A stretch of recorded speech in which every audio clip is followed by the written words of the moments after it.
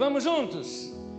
Tema de hoje: 5 pães, 2 peixes e um menino.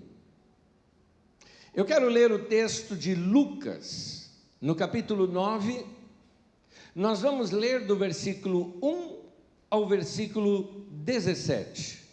Eu vou utilizar aqui a Nova Versão Internacional. Antes de ler, deixe-me falar algo aqui com você. Todo mundo já teve algum momento da sua vida em que você, com toda sinceridade, olhou, ou como alguém que olha para suas mãos e percebe assim: isso aqui é pouco demais. Pode ser uma situação de pouco dinheiro, pode ser uma situação de pouca comida, ou pode ser, às vezes, aquela situação de pouco tempo que lhe resta na vida. Se formos sinceros, muitos de nós aqui, eu incluso, já temos mais passado do que futuro.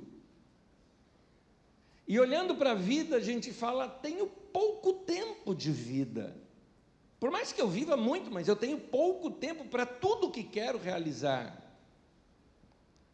Alguns de nós está passando por um momento de pouca força, ou até mesmo aquela situação de pouca esperança. É um diagnóstico médico que chegou e te chocou, e você percebe que a sua esperança está pequenininha. Mas na história que nós vamos ler hoje, começa exatamente assim: uma multidão para comer e pouca comida. 5 pães, 2 peixinhos e um menino que acreditou. Acontece que esse pouquinho nas mãos de Jesus é que deu início ao milagre. Nós vamos aprender a colocar nossa vida nas mãos dele hoje aqui, amém? Lucas capítulo 9, versículo 1 ao 17, texto longo, peço que você me acompanhe, prestando atenção no texto e entrando na história comigo. Diz assim o texto: reunindo os 12, Jesus deu-lhes poder e autoridade para expulsar todos os demônios e curar doenças, e os enviou a pregar o reino de Deus e a curar os enfermos. E disse-lhes: não levem nada pelo caminho, nem bordão, nem saco de viagem, nem pão, nem dinheiro, nem túnica extra. Na casa em que vocês entrarem, fiquem ali até partirem. Se não os receberem, sacudam a poeira dos seus pés quando saírem daquela cidade, como testemunho contra eles. Então eles saíram e foram pelos povoados, pregando o evangelho e fazendo curas por toda a parte. Herodes, o tetrarca, filho de Herodes o Grande, aqui é Herodes Antipas, ouviu falar de tudo o que estava acontecendo e ficou perplexo, porque algumas pessoas estavam dizendo que João Batista, que Herodes havia matado, João Batista tinha ressuscitado dos mortos. Outros diziam que Elias tinha aparecido. E ainda outros que um dos profetas do passado tinha voltado à vida. Mas Herodes disse: João, eu decapitei. Quem, pois, é este de quem eu ouço estas coisas? E procurava vê-lo. Ao voltarem os apóstolos, relataram a Jesus o que tinha feito. Então ele os tomou e retiraram-se para uma cidade chamada Betsaida. Mas as multidões ficaram sabendo e os seguiram. Ele as acolheu e falava-lhes acerca do reino de Deus e curava os que precisavam de cura.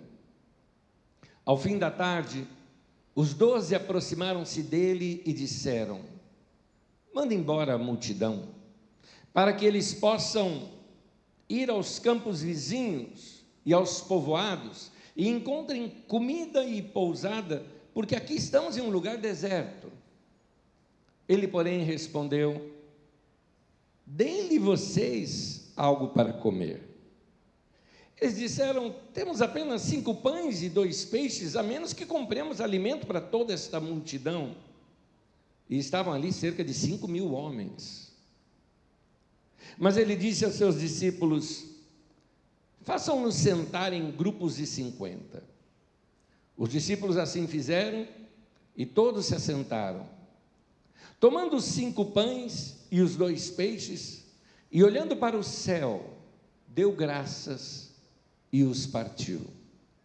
Em seguida entregou-os aos discípulos para que servissem ao povo, e todos comeram e ficaram satisfeitos, e os discípulos recolheram 12 cestos cheios de pedaços que sobraram. Até aí, que palavra!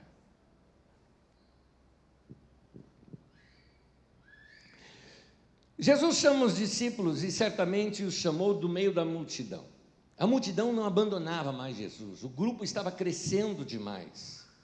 Para você ter uma ideia, em outros textos anteriores a esse, mostram que vieram pessoas de longe, como por exemplo da Síria, do Líbano, ou do outro lado do Mar da Galileia, onde fica Decápolis, ou lá ao sul, que é Judeia. Nós estamos falando talvez de 100 quilômetros de distância lá ao sul, e essas pessoas vinham de longe para ver Jesus. Certamente alguns deles, muito acostumados, e muito comum isso na época, carregavam consigo barracas, porque algumas usavam horas ou dias de viagem para chegar até lá.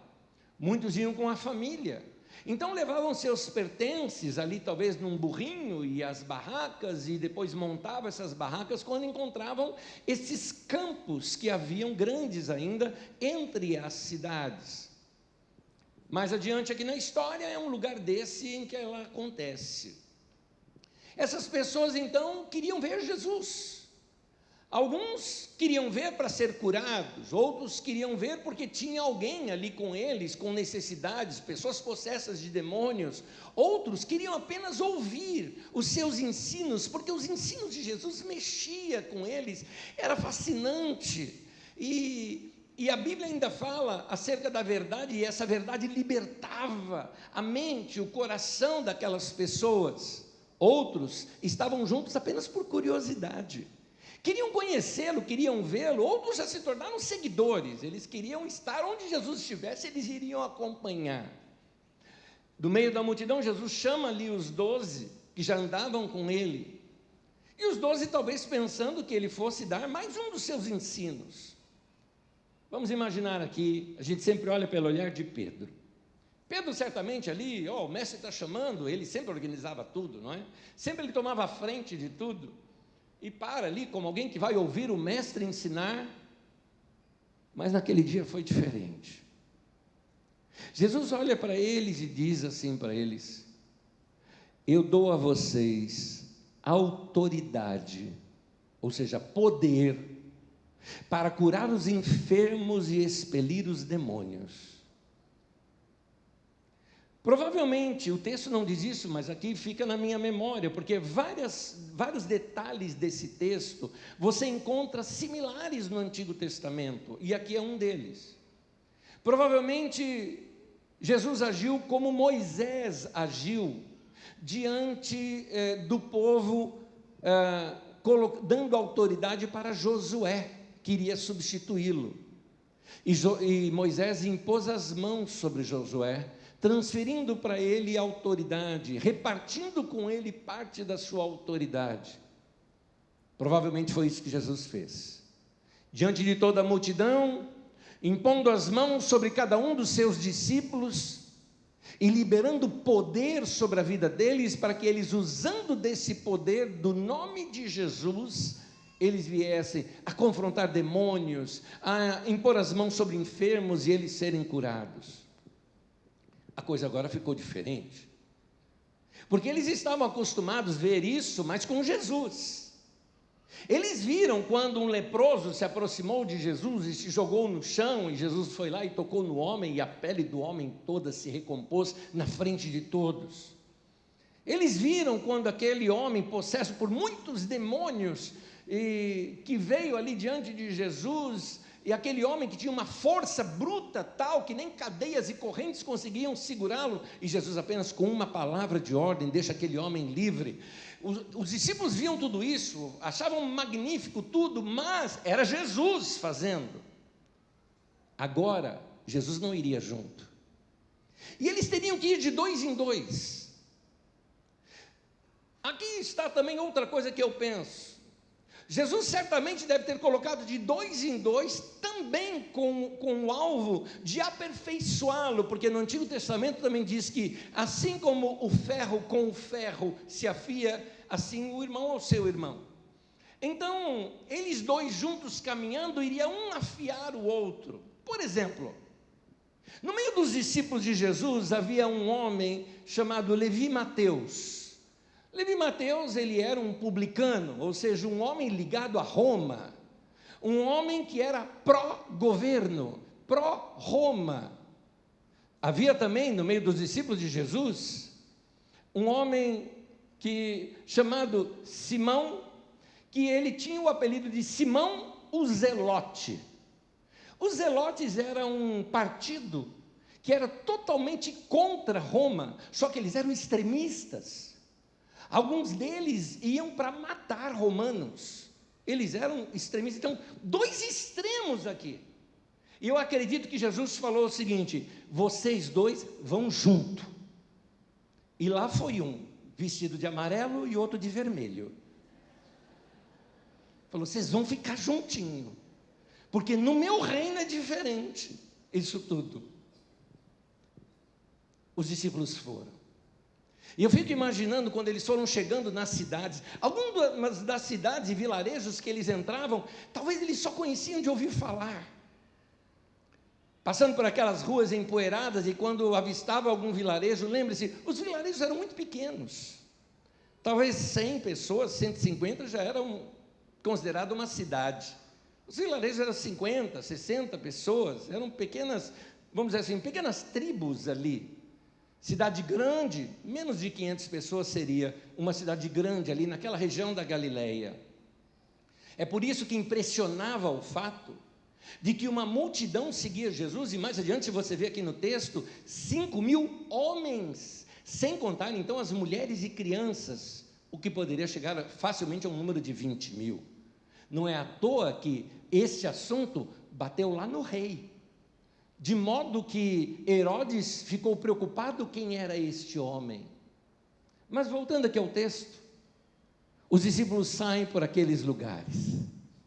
Ao adentrar num vilarejo, e é muito comum no Oriente Médio, os vilarejos gostam de receber bem as pessoas, acolhem, tudo ali é novidade. Nós estamos falando de uma época em que não tem comunicação como telefone, não tem televisão, não tem nada disso. Mas, então, qualquer viajante que chegasse naquele lugar, e ainda dizendo, somos portadores de notícias do quê? Do tal Jesus de Nazaré, que com certeza eles já tinham ouvido falar. Então, muitos daqueles vilarejos paravam para ouvi-los, certamente as crianças também deveriam vir ali atrás deles.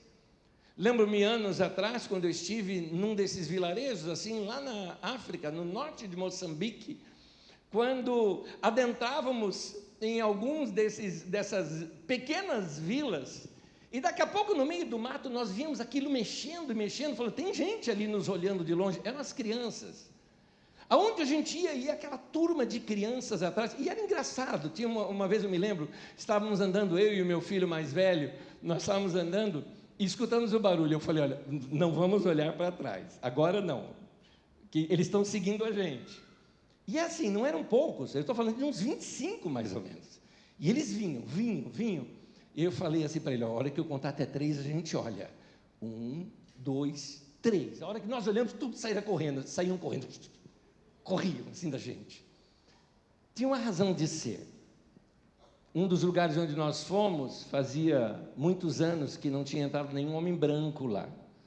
E lá eles tinham aqueles dizeres, que tua avó já deve ter falado alguma coisa assim, olha, obedece, senão o homem do saco vai vir te pegar. Era só minha avó que falava isso, ou a avó de alguém aqui falava isso também? Minha avó falava isso. Pois bem, sabe como é que era o dito lá? Lá era assim: você obedece, ou vai vir um homem branco te pegar. E aí eles viam o homem branco, imagina, saíam correndo de medo, né, apavorados. E era engraçado isso. Mas voltando aqui, certamente os discípulos foram, as crianças se aproximavam, e daqui a pouco os pais vinham ver o que as crianças estavam vendo com aqueles estrangeiros, e ouviam. Talvez ali eles ensinassem, debaixo de uma figueira, no quintal pequeno de uma casa, aquelas casas pequenas como eram ali, como nós chamamos de pau a pique, ou de pedras, e os discípulos pregando o evangelho, olhinhos brilhando no rosto de pessoas que estavam ouvindo as boas notícias do reino de Deus. Outras pessoas estavam sendo curadas. Imagine, num lugar onde não tem assistência médica, que não tem médicos por perto, médicos só nas cidades grandes, eles nem dinheiro tinham para pagar um médico, sendo ali curados miraculosamente, vendo a obra de Deus ali acontecendo diante dos olhos deles. As pessoas se convertiam. E então, mais adiante, os discípulos retornam. Quando eles voltam, eu imagino que se atropelavam a chegar para Jesus e contar a história, como se fossem crianças voltando ao mesmo tempo e querendo cada uma contar a sua experiência. Começavam a lhe contar para Jesus como é que foi a libertação de uma pessoa, ou como eles pregaram em algum lugar. Jesus tinha dito, inclusive, para eles que haveriam lugares que não iriam recebê-los. É interessante isso, aqui já serve uma lição para nós. Jesus mesmo falou: vai ter lugares que não vão te receber, e se não te receberem, sacuda o pó dos seus pés e siga adiante. Essa expressão que pode soar para nós assim como um desprezo ao povo, não pense assim, porque Jesus mandou a gente amar até o inimigo. Então ele não é falta de amor, não é isso. O que Jesus está mostrando é que nós não podemos carregar o desprezo junto com a gente. Jesus estava ensinando uma lição lá para eles que serve para mim e para você. Aprenda isso, nem todo mundo vai gostar de você. Nem todo mundo vai gostar de você. E o que pode acontecer é que muitas vezes, quando somos rejeitados, nós carregamos dentro de nós a rejeição, ou a amargura, e Jesus está falando: segue a missão, sacode esse pó, não leve esse pó com você. Porque algumas vezes uma palavra dita contra nós, uma rejeição contra nós, ou algo parecido, pode grudar na gente como poeira grudaria, e Jesus falando: não aceite isso, deixe para trás e siga a missão. É isso que Jesus ensinou. Os discípulos retornam e contam tudo para Jesus. Aparentemente agora o sucesso estava aumentando, porque multidões já seguiam a Jesus, os vilarejos já estavam sabendo de Jesus. Mas tinha algo diferente agora no ar. Uma notícia estava correndo entre as pessoas, e não era uma boa notícia. O grande João Batista, profeta, estava morto. E foi morto por causa de um desses grandes, que se sente no direito de fazer o que quiser e com quem quiser. Herodes matou João Batista porque uma menina dançou diante dele, uma moça dançou diante dele de modo sensual, e aquele homem, não tem outra palavra, abestalhado como ficou, fez a promessa sem pensar: pede-me o que quiser e eu vou te dar. Ela havia combinado com a mãe dela, e a mãe já tinha dito para ela: pede isso. Ela pediu: eu quero a cabeça de João Batista num prato. Por que razão? A mãe dela estava adulterando com o cunhado, que era esse rei. E João Batista estava condenando isso. Note que o rei mesmo não tomou nenhuma atitude, porque ele tinha medo. Mas agora, a palavra dada, ele tinha que cumprir. E é assim até hoje. As pessoas matam os outros por ideologias. Matam os outros porque eles se julgam os bonzinhos no lugar dos outros que são os maus.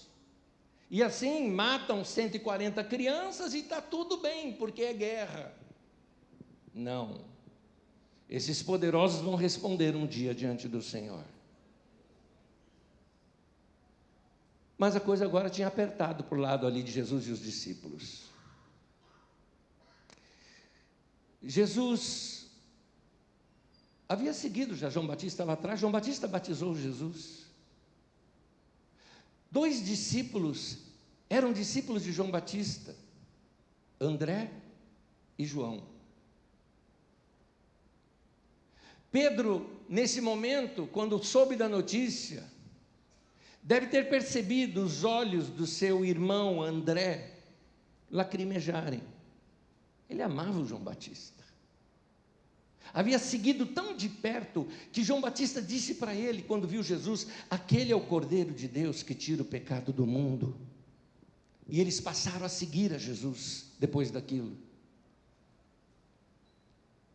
A coisa ficou tensa também, porque ficaram sabendo não só isso, que Herodes tinha mandado matar João Batista, mas que agora Herodes estava querendo saber quem é esse Jesus. Nos lugares onde os vilarejos são 100, 150, 200 pessoas, e olha lá, está reunindo 20 mil. É um perigo. E ele procura saber quem é esse Jesus, e alguns falam: João Batista ressuscitou. Ele falou: não pode ser. Elias voltou, porque havia uma profecia de que o profeta Elias viria antes do grande dia do Senhor. Os últimos textos do Antigo Testamento dizem isso, mas Elias já veio em João Batista.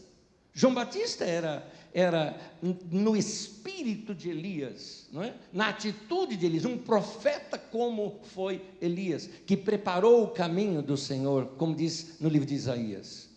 Outros achavam que era Jeremias, mas isso ficou claro. Agora ele notou Jesus, ele está observando Jesus. Agora começava uma perseguição. Não eram apenas os religiosos que estavam com ciúmes de Jesus. Agora o poder de Roma, por detrás do rei local, começaria uma perseguição sobre Jesus. E eles sabiam: estão de olho no nosso mestre e na gente também. Jesus iria chamá-los, mas acontece o seguinte: a multidão está ali o tempo todo. E muita gente estava ali, vindo o tempo todo. O texto, como eu disse, esse texto que nós lemos em Lucas, ele aparece em Mateus, em Marcos e em João, e cada um dá um detalhe diferente do outro. Um detalhe que aparece em Marcos tinha muita gente indo e vindo. E ainda completa, eles não tinham nem tempo para comer. Era gente querendo ser curada, era gente querendo ouvir os ensinos, era gente querendo um conselho, era gente querendo tocar em Jesus ou se aproximar dele de alguma forma. Era muita gente o tempo todo. E os discípulos estavam cansados, eles tinham acabado de chegar dessa jornada que fizeram pelos vilarejos. Recebem uma notícia que choca o coração, mas tinham que servir o povo, e o cansaço começou a ficar claro ali nos seus rostos. Mas Jesus notou isso. E o texto ali diz que Jesus os chamou assim: venham comigo descansar. Que palavra gostosa. Era como num dia de calor, abriu a janela e entrou ar fresco. Jesus se preocupando, porque eles estavam se doando, mas Jesus sabia: é necessário refazer as forças. Deixa eu abrir um parênteses aqui, porque tem algo que serve muito bem claro aqui para nós. O texto diz: havia muita gente indo e vindo, ao ponto deles não terem tempo para comer, e Jesus disse: venham comigo descansar. Está lá no paralelo de Marcos. Eu diria o seguinte: muitos de vocês aqui, tem muita gente indo e vindo aí, dentro de você. É gente falando o tempo todo, é problema o tempo todo, é o problema do sobrinho, é o problema do trabalho, é o problema não sei o que lá, é o problema da guerra, é o problema do dinheiro, é o problema de problema. Muita gente, e Jesus está falando: para tudo, você precisa descansar. Existe também uma outra situação, que algumas vezes nós chegamos à beira de um estresse, não porque estamos com muito peso e sobrecarga. Queria falar agora com você que está realizado na vida. Vamos lá, tem muita gente aqui que está realizado, está vivendo talvez sua melhor fase da sua vida, está vivendo momentos muito gostosos, e me permite, estou igual a você, faço o que eu gosto, amo o que eu faço, amo o que está acontecendo ao meu redor. Hoje aqui, quando estava no batismo, vocês devem ter notado, estou até doendo aqui, de tanto rir que eu fiquei rindo, que delícia isso tudo. Coisa mais gostosa que tem essa bagunça aqui, né? Santa, um monte de gente passando essa coisa toda, gente sendo batizada aqui, coisa linda de ver. Agora, quando a gente faz o que gosta, a gente não percebe, mas a gente estica mais as coisas. Você dorme menos, porque está interessante o assunto. Você come em hora errada, porque não queria parar de fazer o que você estava fazendo. E o corpo começa a sentir. Toma cuidado se você está nessa situação, porque Jesus mesmo falou, tem hora que você precisa parar. O próprio Deus descansou e você não vai descansar? É interessante que Jesus não disse, vamos lá gente, vocês estão muito cansados, descansem aí, eu aguento a barra aqui. Não, ele falou, venham comigo descansar. Entraram no barco. E aí quando entraram no barco, e o barco vai se distanciando da margem, a voz da multidão e aquele barulho todo da multidão vai ficando longe, longe, até que entra aquele momento de tranquilidade. Quando entra esse momento de tranquilidade, é como se você assim entrasse em casa e fecha a porta, e, enfim, sós. Talvez ali Pedro notou como seus olhos estavam querendo uma soneca. Acredito que muitos deles dormiram ali mesmo, lembrando que os barcos eram muito grandes, 12 metros de comprimento, 3 e pouco de largura. Então, ali mesmo, cochila, dorme. Talvez até, e você sabe que quando você está muito cansado e dorme um pouquinho, ao você acordar, você pensa assim, eu queria dormir mais. Pois bem, eles foram chegando na margem, do outro lado. E o que aconteceu? A multidão viu o barco e começaram a acompanhar por terra. E eles ainda iam passando nas outras vilas e chamando o pessoal, olha, Jesus de Nazaré está indo para lá, ó. E o pessoal saindo tudo para ir ver Jesus também. Eu imagino nesse momento, Pedro, quando eles avistaram a margem e já tinha aquela multidão toda aí esperando, eu acho que Pedro olhou e falou, ah não, pode isso, Arnaldo? E talvez estivesse olhando para Jesus, esperando alguma reação de Jesus, do tipo, vamos, não, mas ele não viu isso em Jesus. Eu vou juntar aqui com vocês os relatos dos 4 evangelhos, que cada um relata uma coisa diferente da outra, completando a história. Um dos textos diz que Jesus olhou aquela multidão e as viu como sendo ovelhas sem pastor. Talvez nós de cidade grande nunca vimos aí ovelhinhas no campo. A ovelhinha, ela é um animal, gente, eu diria assim, é o cúmulo da inocência. Ele é bobinho. Se ela está sozinha, sem alguém para guiar, que é o pastor, ela se perde. Ela se torna vítima de animais e ela está perdida. É como se fosse uma criança de 3 ou 4 anos de idade que está brincando sozinha num lugar e você fala, que perigo! Assim é a ovelha sem pastor. Talvez os discípulos olhassem como uma multidão que vai dar problema. Jesus olhava como ovelha sem pastor. E ele queria ser o pastor deles, cuidar deles. E olha o que a Bíblia diz que Jesus teve compaixão deles. No texto que nós lemos, diz que ele as acolheu. No outro texto diz que ele passou a ensinar para eles. Curou os enfermos, libertou os que estavam oprimidos e passou a ensinar as coisas do reino de Deus. E aquele povo ouvindo as histórias do reino, conhecendo a verdade libertando, abrindo seus pensamentos, fazendo-os ver a vida de uma maneira diferente. E tem mais, a fé vem pelo ouvir e ouvir a palavra de Deus. Jesus ensinando e a fé começando a brotar em seus corações, aqueles homens e mulheres começando a se sentir fortes novamente, começando a se sentir vivos de novo, a esperança também brotando em seus corações. Aquilo tudo era revolucionário e era tão gostoso que não viram a hora passar, nem Jesus. Na verdade, João diz, ele sabia muito bem o que estava fazendo. Mas na mente dos discípulos, Jesus, acaba logo o sermão aí, porque o tempo está mudando, a gente percebe que está chegando o final do dia.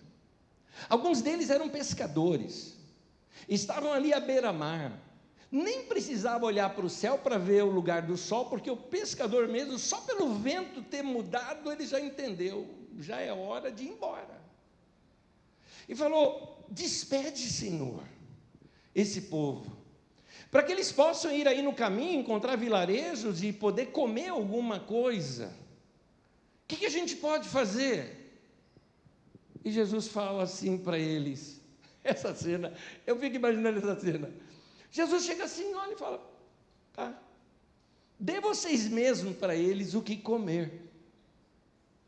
Eu fico imaginando essa cena, eu aqui é coisa da minha cabeça, eu acho que Pedro virou para o lado e falou assim, ele não falou isso, falou? Ele não disse isso. O Filipe já começou a fazer conta, lógico como era. Falou, Senhor, não bastariam 200 denários, e a gente não conseguiria comprar pão suficiente para esse povo, e tem mais, onde é que nós vamos encontrar pão para essa multidão toda agora? 200 denários, aquele povo, não era um povo assalariado como nós, que todo mês tem lá o seu salário, é gente pobre, que o que conseguiam era ser diarista, ser voluntário numa colheita, e ganhar 1 denário por um dia inteiro de trabalho. 200 denários, imagine você nas suas contas, o seu salário de janeiro até julho, todinho, e ainda não seria suficiente. E aí, chega André. Tem uma coisa que eu gosto do André, é que o André, ele fala assim, eu achei uma solução, não sei se ela vai servir, mas pelo menos é o que o senhor falou. Porque Jesus pergunta, o que você tem? Porque o povo estava falando, e a comida? Os discípulos, e o dinheiro? E Jesus está perguntando, o que você tem em mãos? É aqui que a história muda. Um menino. Um menino chega, junto com André, certamente ele falou, eu quero dar isso para Jesus. O André chega até Jesus como intermediário, Senhor, olha, tem um menino aqui com 5 pães e 2 peixinhos, mas o que é isso para essa multidão toda? O menino vai levar ali para Jesus tudo o que ele tinha. Outro texto, inclusive, mostra que eram pães de cevada. O pão de cevada é pão do pobre, porque o pão do rico é o de trigo. O de cevada é um pãozinho mais simplesinho. Os peixinhos, talvez ali uma sardinha ou algo parecido que houvesse ali no mar da Galileia, e salgado ali, né, com sal para se conservar. Aqueles que eram de textura bem leve, de modo que eles pudessem talvez colocar ali no pão, ou esfregar ali no pão, deixar um saborzinho ali no pão, como se fosse uma pasta ou algo parecido. Mas o que era isso para uma multidão de quase 20 mil pessoas? Eu ouvi uma história, vocês sabem quantas tragédias têm acontecido na nossa nação nesse tempo. Quando teve a tragédia no Rio Grande do Sul, nossa comunidade, nós procuramos ajudar uma igreja das Assembleias de Deus lá. onde muitos irmãos haviam perdido suas casas, a própria local de reunião da igreja tinha sido totalmente perdido. E nós enviamos lá os recursos para que aqueles irmãos pudessem distribuir ali para as pessoas, e era muito interessante, as pessoas foram morar na garagem da casa de um dos irmãos, e morando todo mundo junto, cada um trouxe o que conseguiu salvar da sua casa, e ali eles repartiam a comida, e nós enviamos recursos para que eles conseguissem comprar em outros lugares, e sustentar por algum tempo. Recentemente nós enviamos lá para Juiz de Fora, que aliás eu queria aqui publicamente agradecer aos irmãos a sua generosidade. A gente precisava conseguir alguns recursos de R$120 cada um para ajudar, em parceria com a Visão Mundial, enviarmos para lá para dar suporte para as crianças que estavam lá. E os irmãos contribuíram. Eu esperava que nós conseguíssemos nos enviar para lá, sei lá, algumas poucas recursos, que eu sei como é difícil para cada pessoa poder contribuir assim, rapidamente, como nós precisamos fazer. E conseguimos enviar para lá mais de R$26 mil de ofertas e suprir as necessidades que aqueles irmãos precisavam.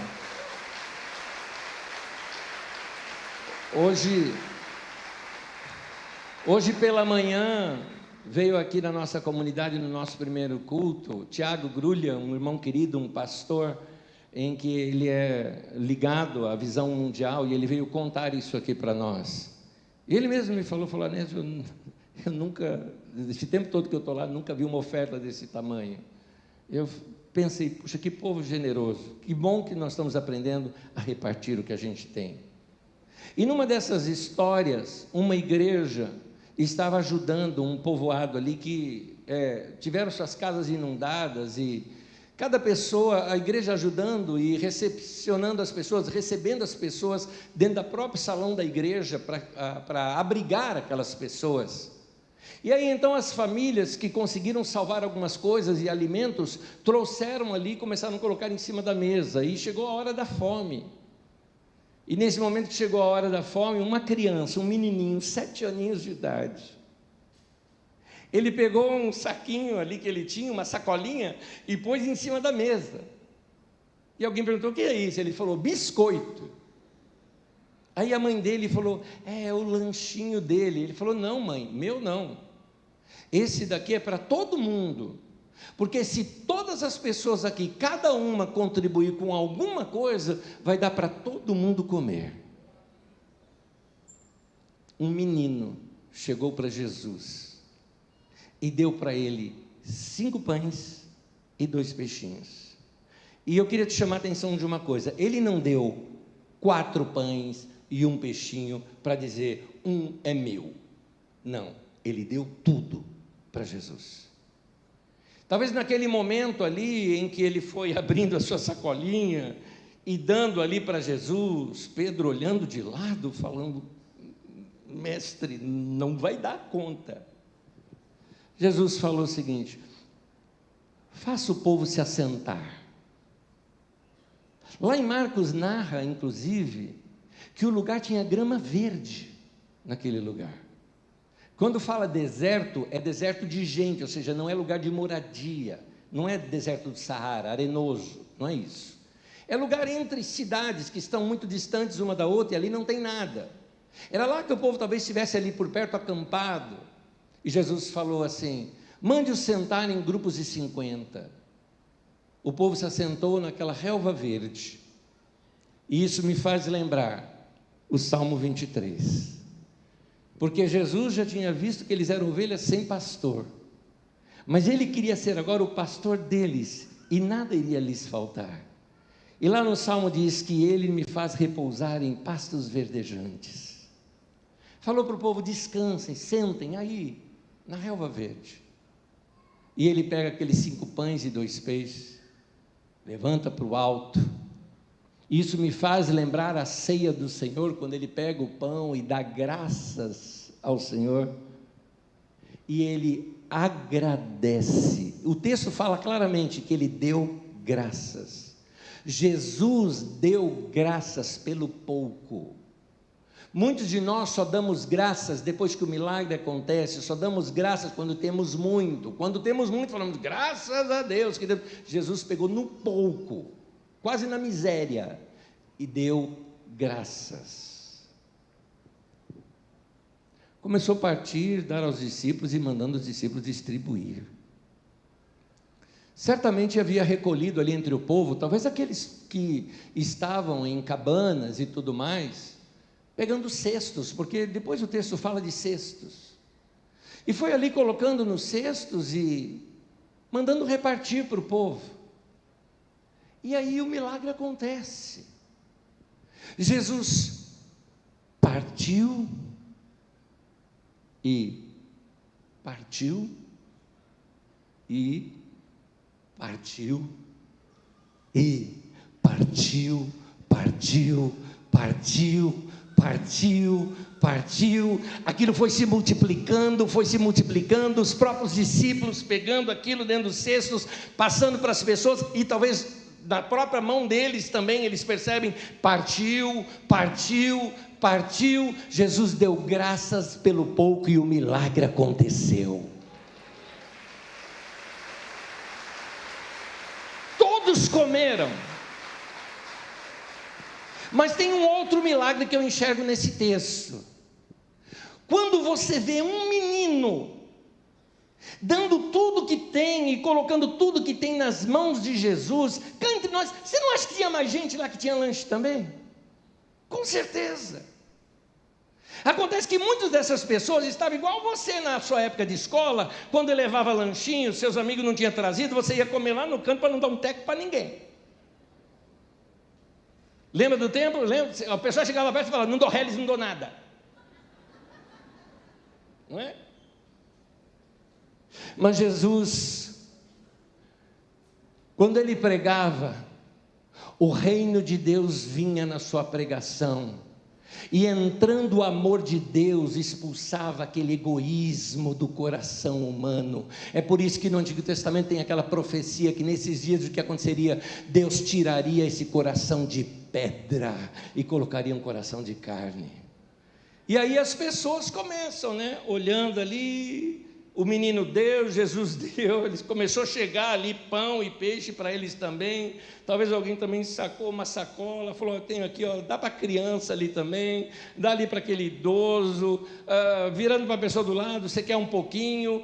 Nós vemos aqui não somente o milagre da multiplicação de Jesus, mas também o milagre da generosidade entrando no coração das pessoas, onde cada pessoa começa a repartir ali o que tem.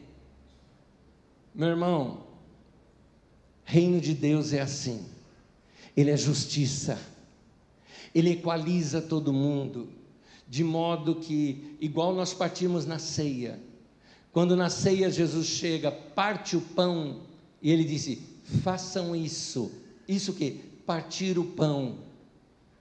Em outras palavras, no meio da igreja, nunca vai faltar pão para ninguém, não pode faltar pão entre nós. Enquanto essa comunidade andar na palavra de Deus, não vai ter famílias aqui com falta de pão, porque o reino de Deus vai tocar no nosso coração para nós dividirmos. É isso que Jesus está nos ensinando. Mas hoje eu quero te mostrar como você obter esse milagre na sua vida também. Eu quero te convidar a ficar em pé comigo, por favor.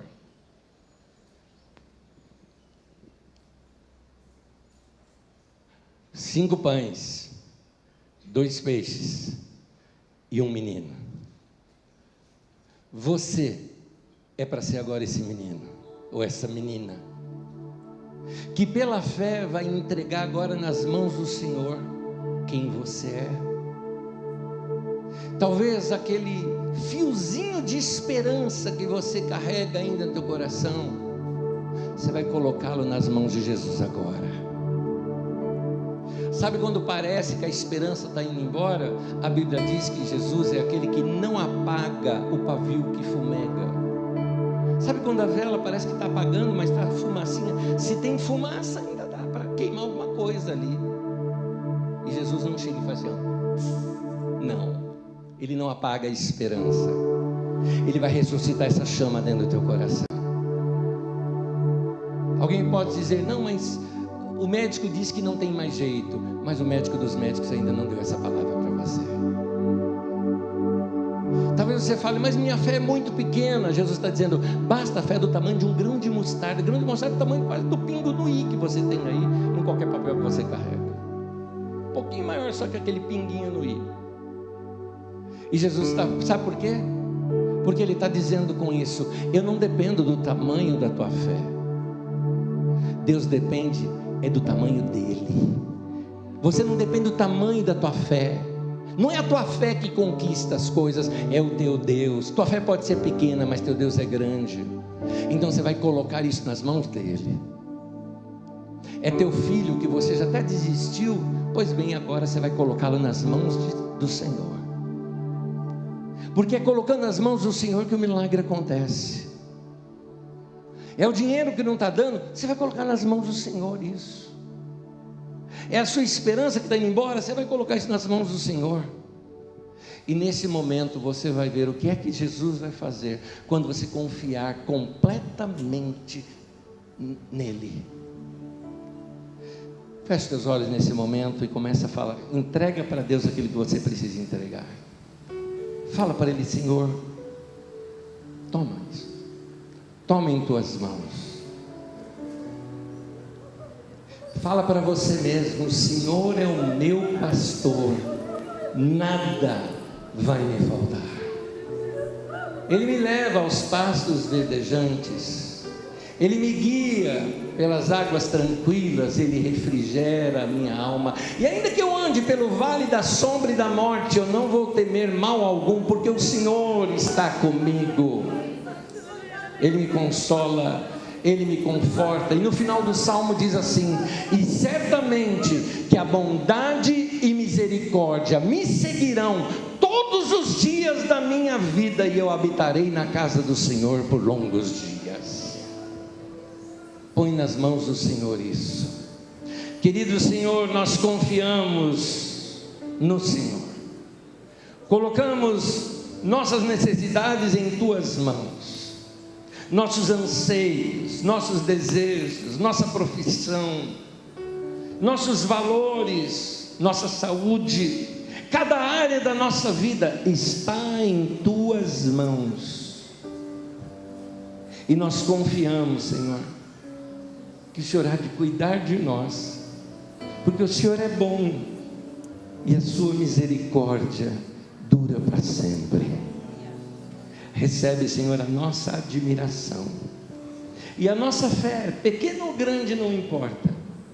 O que importa é que nós vemos o Senhor como um Deus grande e maravilhoso. Portanto, Senhor, colocamos toda a nossa vida nas tuas mãos e confiamos no Senhor, em nome de Jesus. Amém, amém. Está feito. Está nas mãos do Senhor.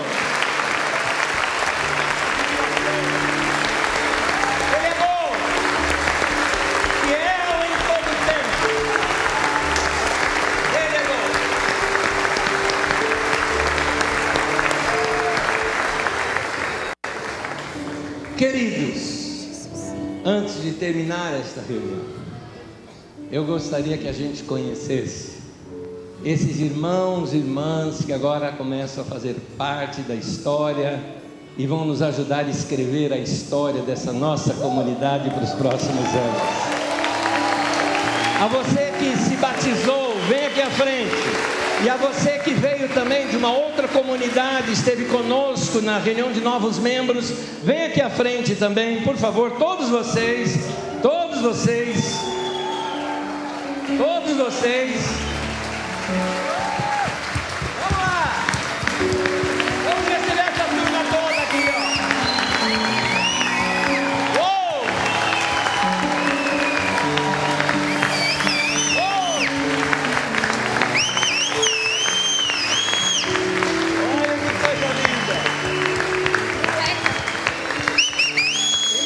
Ainda, vamos lá!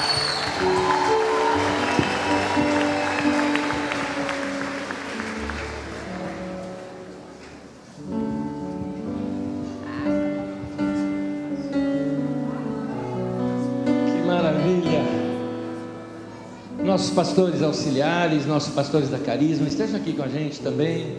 Se puder acompanhar com suas esposas, por favor, para nos ajudar a orar por eles. Nós vamos receber esses irmãos e irmãs.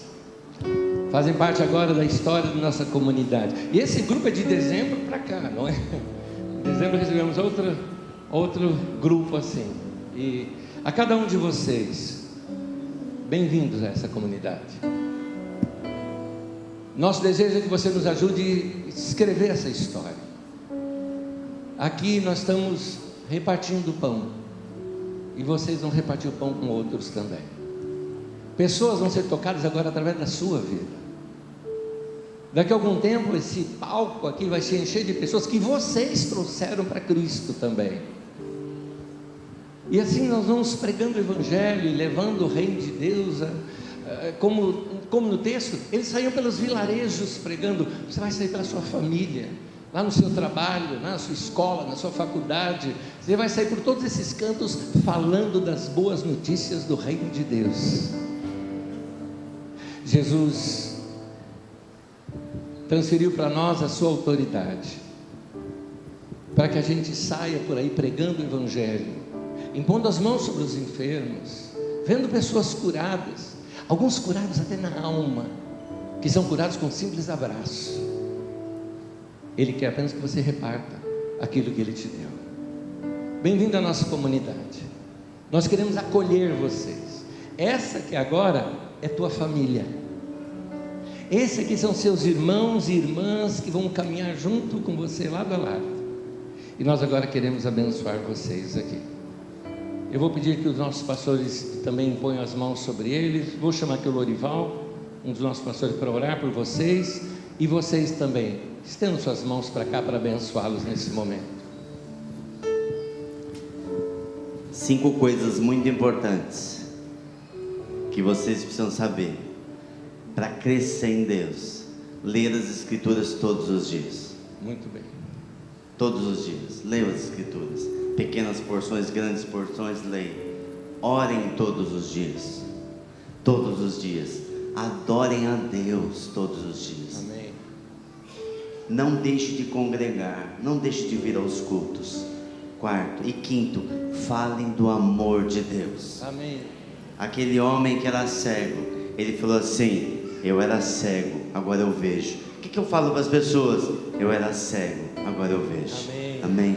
Pai, em nome de Jesus, nós abençoamos, ó Pai, esse povo, ó Pai, que hoje, Senhor, muitos, ó Pai, decididos pelo batismo e hoje se batizaram, Pai.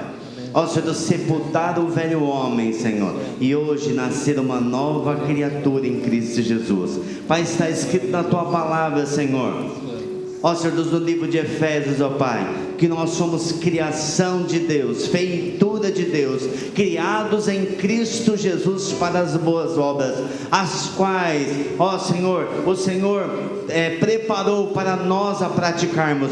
Pai, que esses irmãos e irmãs aqui andem com o Senhor, sejam íntimos do Senhor, ó Senhor Deus, e ao escutar do Senhor o que devem fazer, saiam, Senhor, e semeiem a Tua palavra, Senhor, e que o Seu Evangelho seja pregado pelos 4 cantos da terra, através das vidas dos nossos irmãos e irmãs aqui, Senhor, que a Tua bênção esteja sobre esses irmãos, que eles vão ser benditos ao entrar, vão ser abençoados ao sair, tudo, Senhor, que eles puserem as mãos vai ser abençoado. Amém. Em nome de Jesus, amém, amém, amém, amém.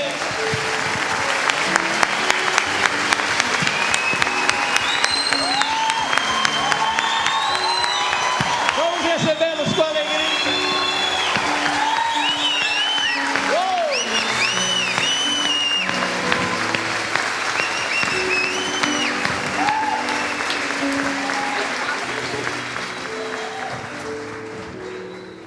Depois de terminada a reunião, vou pedir que vocês abracem esses irmãos, que vocês também se abracem.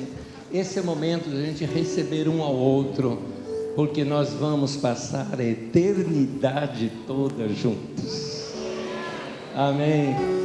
Me permita abençoá-los nesse momento. Que a graça do nosso Senhor Jesus.